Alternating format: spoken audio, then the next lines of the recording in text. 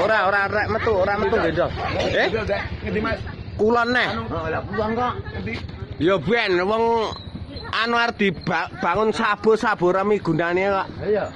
Jare arep dibangun sabu 85 ya gelar golek proyek ben. Kok ana kuwi? Oh ya berarti ya. Jadi ngene iki. Kowe muni gelar golek proyek ora apa.